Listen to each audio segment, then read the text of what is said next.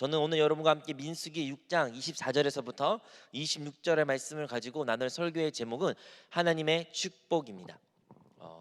우리는 한국 사회는 그리고 새해를 맞이할 때마다 우리는 새해 인사를 합니다. 새해 인사를 어떻게 하죠? 새해 복 많이 받으세요. 우리는 새해 복을 많이 받으라고 인사를 합니다. 언제부터 그 인사를 했을까요? 아마도 말도 못하는 그 어린아이부터 할머니 할아버지 억지로 절하게 시키면서 새해 복 인사하라고 이렇게 시키고, 우리는 구정을 맞이할 때마다 어르신들에게, 그리고 우리 같은 기수 있는 사람들에게, 뭐 촌 사람들에게, 모든 사람들에게 다 그렇게 인사를 합니다. 심지어 모르는 사람에게도 우리는 새해 복 인사를 많이 합니다. 우리는 복을 많이 받는 것이 참으로 좋다는 인식을 가지고 있습니다.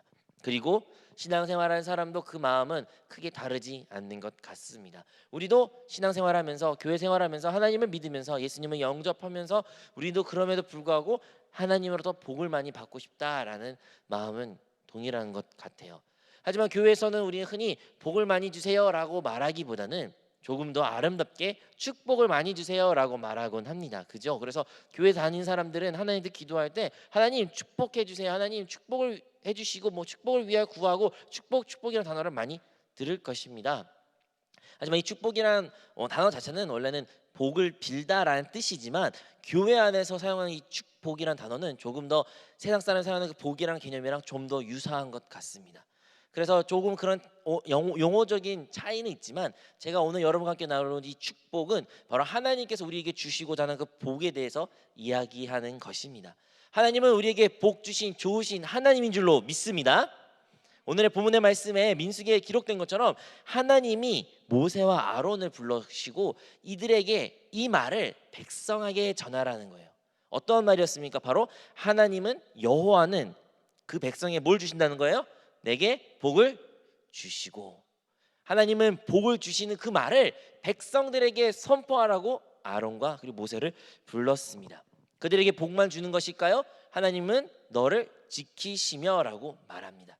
우리 하나님은 자기의 백성을, 자기의 사랑하는 자들을 복을 주시며 그들을 지키시는 참 좋으신 하나님인 줄로 믿습니다. 그렇다면 오늘의 본문의 말씀에 조금 더 그 두 구절에 나온 것처럼 어떻게 하면 우리가 복을 받고, 어떻게 하면 우리가 하나님의 보호하심을 느끼며 살아갈 수 있을까요? 25절에 야훼는 그 얼굴로 내게 비추사 은혜를 베푸시기를 원하며, 야훼는 그 얼굴을 내게로 향하여 드사 평강 주시기를 원한다. 여기서 나오는 두 가지 단어가 공통점이 하나가 있죠. 바로 야훼의 얼굴이라는 게 나옵니다. 우리가 야훼의 얼굴을 볼 때, 야훼를 볼 때, 하나님을 만날 때 우리에게 이 복이, 이 평강이, 이 축복이 함께 나타난 줄로 믿습니다. 아멘. 언제 우리 신앙생활 가운데 능력 있고 행복하고 모든 것이 과거에 얽매여 있는 것이 아니라 기쁨이 충만합니까? 그것은 하나님을 만날 때입니다. 우리가 하나님을 만나면, 오늘 본문에 기록한 것처럼 야훼의 얼굴을 보면 우리는 모든 두려움과 염려와 걱정, 근심에서 벗어나고 참된 복을 누리며 하나님의 보호하심과 평강을 누리게 됩니다. 그러면 여러분은 하나님을 만나셨습니까? 이 자리에 계신 우리 사랑하는 성도 여러분, 여러분 하나님을 만났다고 자부하실 수 있습니까? 아마도 많은 사람들이 네, 제가 하나님을 만났어요, 만난 것 같아요, 만난 체험이 없는 것 같아요, 이런저런 다양한 대답이 있을 수 있습니다. 하지만 여러분, 만약 여러분이 하나님을 만났든 아니 만난 것 같든 아니면 만난지도 모르는 그런 상황에 있을지라도 여러분이 만난 하나님은 분명히 성경에 계시하고 우리에게 알려주고 있습니다. 무슨 말이냐면, 많은 사람들은 난 하나님을 만났어요 라고 말하지만 정작 그들이 만난 하나님은 성경에서 말한 참된 하나님을 만난 것이 아니라 자기의 상상 속에 자기가 기대하고 싶고 자기가 원하는 하나님을 만들고 그 하나님을 만났다라는 사람들이 참으로 많이 있습니다. 사람은 자기의 소원하고 원하고 믿고 싶은 방식대로 하나님을 상상 속에 만들어냅니다. 그리고 그 하나님을 내가 만났다라고 흔히 말하곤 하지요. 그렇다면 우리가 만난 하나님이, 여러분이 만났다고 고백한 그 하나님이 참된 하나님인지 아닌지는 말씀을 통해서 우리가 그 하나님이 어떠한 분임을 통해서 알 수 있고 깨달을 수가 있는 것입니다. 여러분, 오늘 우리가 하나님의 그 속성, 하나님이 어떠한 분임을 함께 나누기를 원합니다. 최고의 축복은 바로 하나님을 만나는 것이고, 그 하나님을 만날 때 우리가 첫 번째로 느끼는 알게 되는 사실은 바로 하나님이 영이시라는 것입니다. 요한복음 4장 24절에 기록되어 있습니다. 하나님은 영이시니 예배한 자가 신령과 진리로 예배할지니라. 영과 진리로 예배하라고 기록된 것처럼 우리는 아는 것은 하나님은 영이라는 거예요. 영. 이 영이라는 단어는 그 신약에 쓰여진 그 언어로 보면 공기, 호흡 같은 뜻으로 쓰여져 있습니다.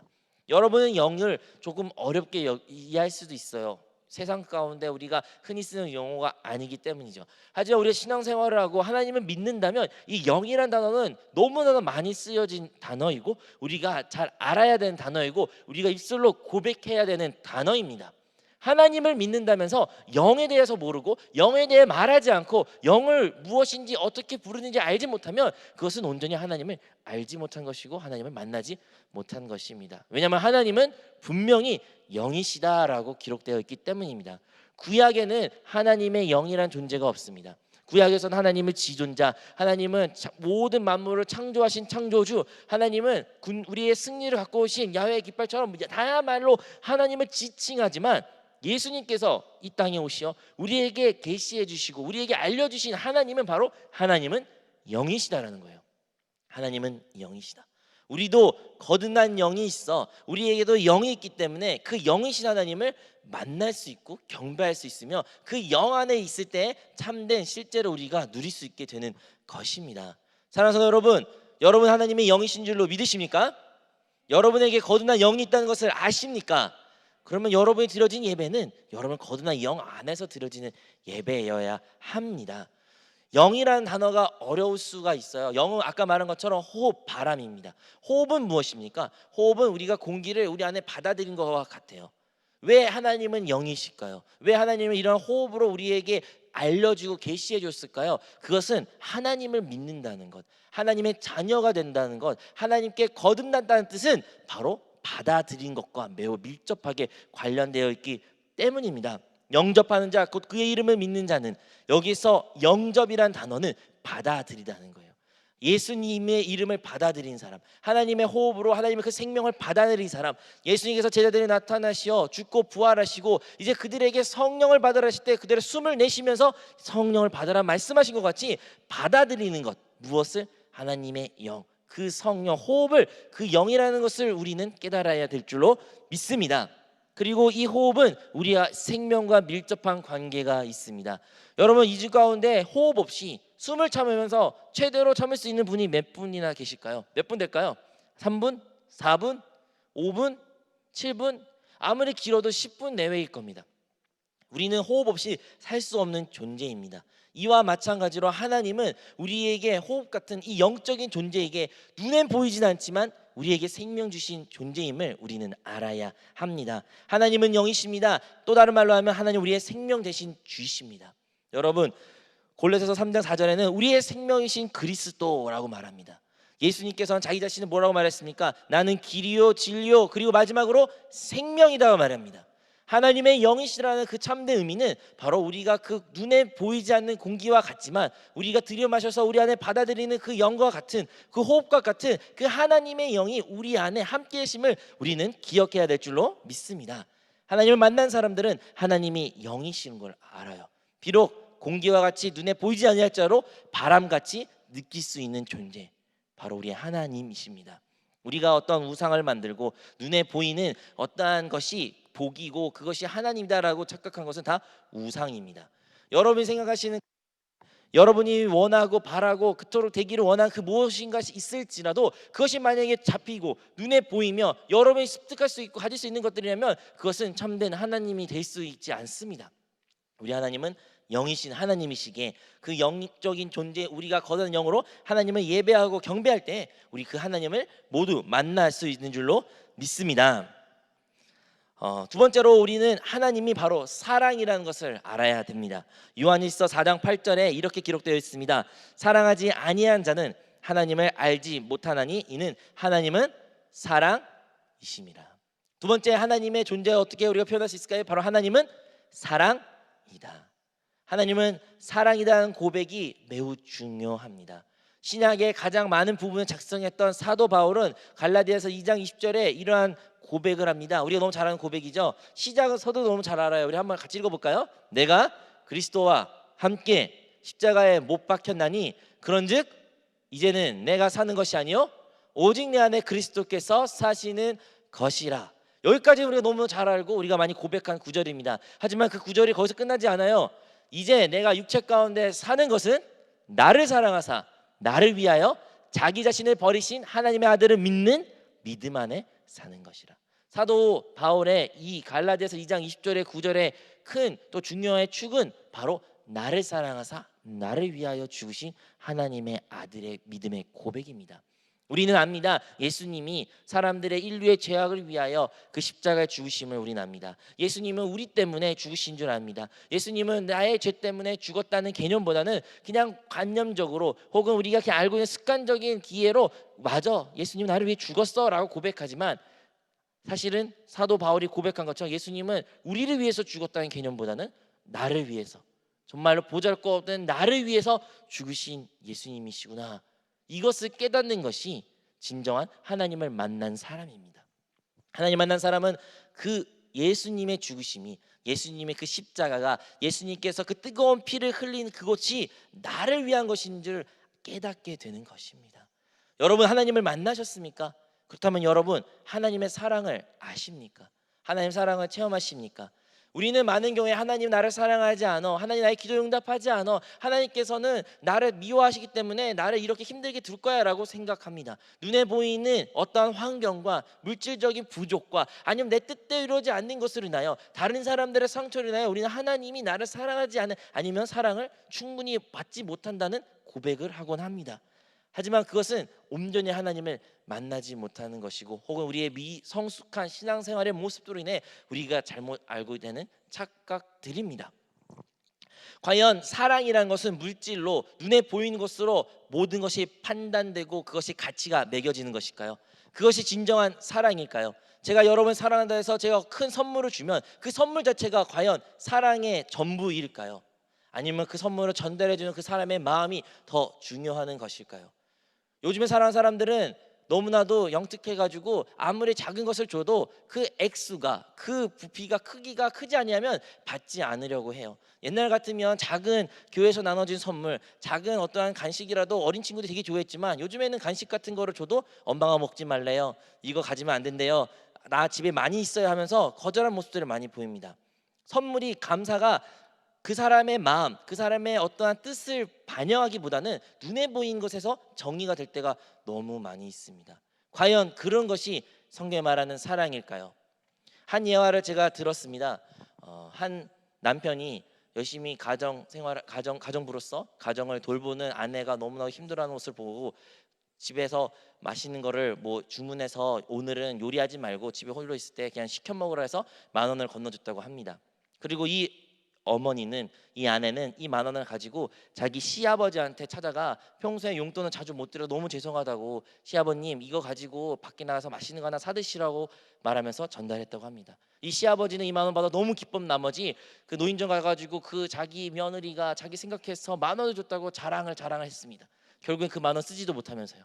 10,000원을 고이 모시다가 이제 손주가 왔습니다. 손주가 오니까 손주야 내가 오랜만에 너에게 용돈을 주마 하면서 손주에게 용돈을 10,000원을 준 것입니다.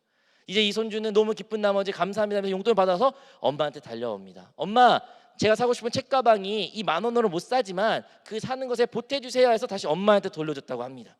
이제 이 엄마는 이 10,000원을 받아가지고 자기 남편이 너무나도 한 달 내 열심히 일해가지고 고되게 일하고 고되게 돌아온 그 모습에 불쌍히 여겨가지고 출근길 전에 그 양복 주머니에다가 10,000원을 넣으면서 쪽지를 쓰면서 여보 항상 수고 많으셔요. 이거 맛있는 거 사 먹으세요 하고 양복 주머니에 넣었다고 합니다. 여러분 10,000원은 과연 어떠한 10,000원입니까? 어떠한 변화도 일어나지 않았습니다. 어떠한 것도 더 증가하지도 않고 줄어들지도 않았습니다. 하지만 이 예화를 통해 우리가 무엇을 느낍니까? 사랑을 느낍니다. 사랑을 그 다른 사람에 대한 사랑을 다른 사람에 대한 배려를 다른 사람에 대한 그 마음을 그 사랑을 통해서 우리의 마음 또한 따뜻해진 것을 우리는 이 예화를 통해서 알 수가 있는 것입니다. 여러분 하나님은 사랑이십니다. 하나님은 사랑이란 뜻은 하나님의 어떤 물질적인 눈에 보이는 것을 여러분이 가지고 없는 것을 판단하신 것이 아닌 하나님께서 이미 여러분에게 가장 귀한 자기의 독생자 아들이신 예수 그리스도를 그의 십자가에 피 흘리게 하신 그 사랑이 이미 우리에게 주어진 것을 보면 깨닫게 되는 것입니다. 여러분이 그 예수 그리스도의 큰 사랑을 하나님을 만난 사람이라면 모두 나를 위해 준 것을 고백하게 될 것이며 그 사랑을 깨닫는 자들은 그 사랑을 고백한 자들은 은혜라는 것을 체험하게 되는 것입니다. 은혜는 무엇입니까? 바로 그 하나님의 사랑을 다시 깨닫고 그 하나님의 사랑으로 충만한 자들이 은혜 받았다 우리 흔히 말합니다. 우리 교회에서는 많이 쓴 단어가 은혜입니다. 은혜 받았어요. 은혜 많이 받으세요. 오늘도 은혜가 충만합니다. 그 은혜가 무엇이에요? 여러분, 그 은혜 받았다는 게 무슨 뜻이에요? 은혜 많이 받으라는 뜻은 또 무엇입니까? 은혜라는 것은 하나님의 사랑을 다시 깨닫고 하나님의 사랑을 고백하고 하나님의 사랑을 충만한 것이 바로 우리가 흔히 말하는 은혜라는 것입니다. 여러분 은혜 받으셨습니까?